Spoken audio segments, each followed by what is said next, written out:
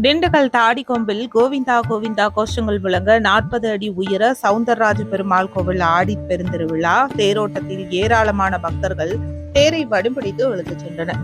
திண்டுக்கல் மாவட்டம் தாடிக்கொம்பில் வரலாற்று சிறப்புமிக்க சவுந்தரராஜ பெருமாள் கோவில் உள்ளது. இந்த கோவிலில் ஆடி திருவிழா கடந்த வாரம் 13ஆம் தேதி கொடியேற்றத்துடன் தொடங்கியது.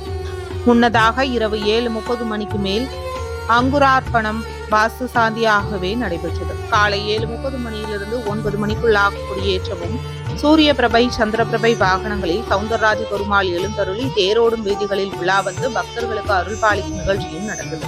தினசரி மாலை 6 மணிக்கு அன்ன வாகனத்திலும், இரவு சிம்ம வாகனத்திலும், இரவு கருட வாகனத்திலும் சவுந்தரராஜ பெருமாள், சவுந்தரவல்லி தாயார், ஆண்டாள், பூமாதேவி மற்றும் ஸ்ரீதேவி சமேதராக தம்பதியர் கோலத்தில் இரவு பூப்பள்ளக்கில் எழுந்தருளி தேரோடும் வீதிகளில் உலா வந்து பக்தர்களுக்கு அருள் பாலித்து வந்த நிகழ்ச்சி நடைபெற்றது.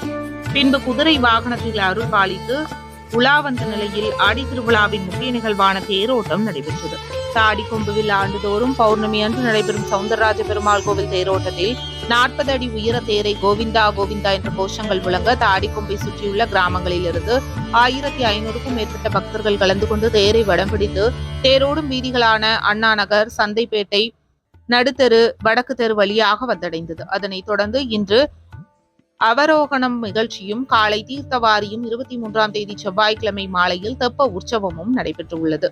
கோவில் பட்டாச்சாரியார்கள் வெங்கட்ராமன், ராமமூர்த்தி, ஜெகநாதன், ரமேஷ் மற்றும் பணியாளர்கள் செய்து வருகின்றனர்.